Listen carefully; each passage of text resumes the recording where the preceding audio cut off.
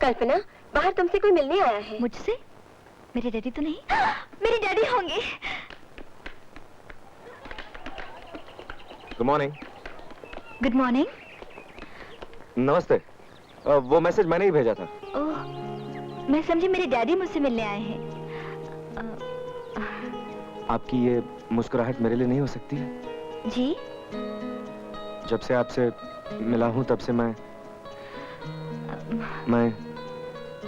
और कुछ कहना है? हाँ, कहना तो बहुत कुछ है, लेकिन समझ में नहीं आता कैसे। मैं चलती हूँ। सुनिए, मुझे जाने दीजिए। देखिए, अगर आप मेरी बात नहीं सुनना चाहती हैं तो ये टेप रिकॉर्ड लेके जाइए। ये आपको वो सब चीजें बता देगा जो मैं आपसे कहना चाहता हूँ। Tape recorder? नहीं नहीं, मैं ये टेप रिकॉर्डर कैसे ले सकती हूँ? देखिए, ये टेप रिकॉर्डर मेरा है और मैं आपसे कह रहा हूँ इसे ले जाने के लिए।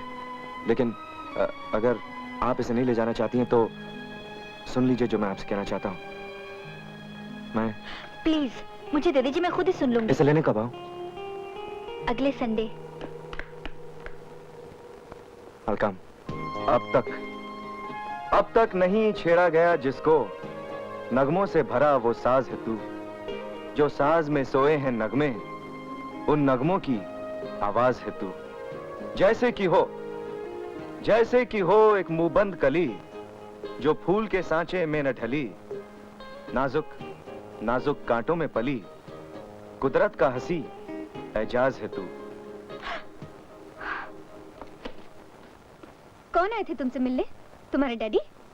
कोई भी हो, तुम्हें क्या? कितनी बार कहा है मुझसे बात करने की कोशिश मत करो। I am sorry.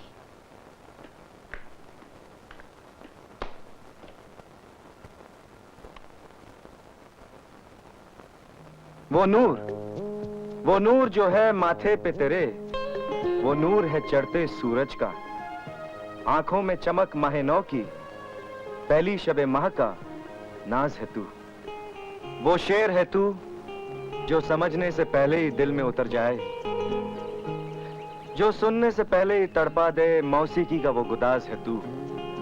बड़े अच्छे शेर हैं। किसने लिखे हैं? मैंने। किसके लिए? जिसके लिए लिखे हैं उसे कैसे बताया जाए, ये आप बता सकती हैं? सीधे उसके सामने जाकर कह दो कि मैडम, ये शेर मैंने आपके लिए लिखे हैं। मैडम, ये शेर मैंने आपके लिए लिखे हैं। मैं इस काबिल कहाँ? फूल को अपने बारे में कहाँ पता कि वो किस काबिल है, जबकि उसकी खुशबू दिल की गहराई में उतर जाती है। आप सिर्फ शायरी करते हैं या?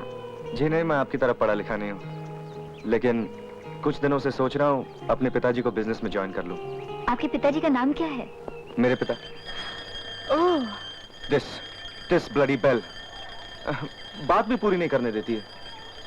जो बातें रह गई हैं टेप करके दे दीजिए। ये तो और भी अच्छा होगा, कहने में घबराहट नहीं होगी। सुनिए, अब कुछ नहीं। हाय विजू। हाय विजू। हाय कल्पना, क्या किताब चाहिए? आज बहुत सी नई किताबें आने वाली हैं। किताबें नहीं, वो बात नहीं है। मेरी मदद करोगी? हाँ हाँ, क्यों नहीं। क्या बात है? बात ये है कि हाँ, एक मिनट, मीरा बाई आ रही है। मेरे तो गिरधर गोपाल, दूसरा न कोई। हाँ बता, क्या बोल रही थी? मैंने तुझे अपने बॉयफ्रेंड के बारे में बताया था ना? हाँ, वही टेप रिकॉर्डर वाला। वो मुझे पिक्चर ले जाना चाहता है। अच्छी बात है, जरूर जाओ मेरी रानी। लेकिन मैं वार्डन से क्या कहूँ? इस मामले में अपन का दिमाग बहुत चलता है। कह दे तेरे अंकल की बर्थडे पार्टी है। लेकिन मेरे तो कोई अंकल नहीं है। अरे नहीं है तो आज ही उन्हें पैदा कर दे और आज ही उनका बर्थडे मना डाल। क्या दिमाग है?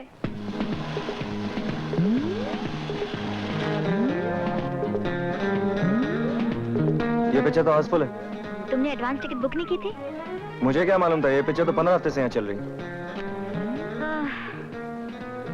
चलें कहीं और ट्राई करें?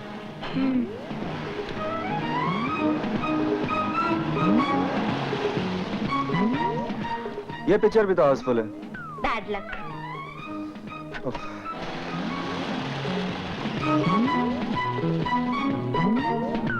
ये पिक्चर भी तो हाउसफुल है। 3:30 बज चुके हैं, सारी फिल्में शुरू भी हो गई होंगी। नाराज मत हो कल्पना, कहीं और चले चलते हैं। चलो।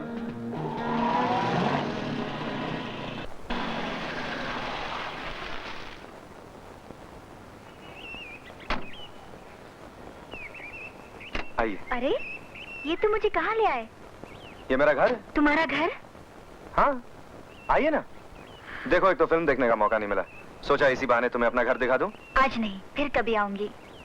मैं कोई जबरदस्ती नहीं कर रहा हूँ, तुम कहो तो तुम्हें हॉस्टल छोड़ देता हूँ।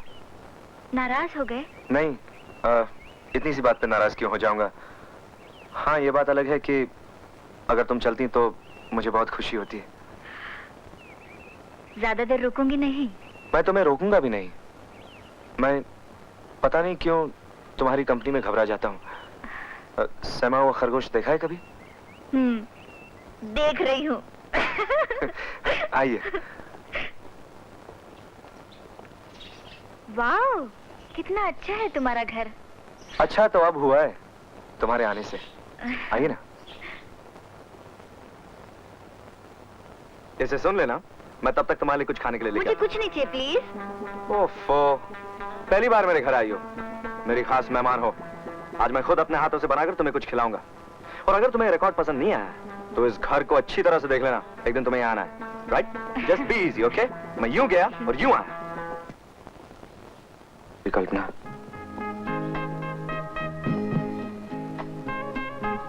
कल्पना, तुम शायद ये सोच रहे हो कि मैंने तुम्हें धोखा दिया है। नहीं,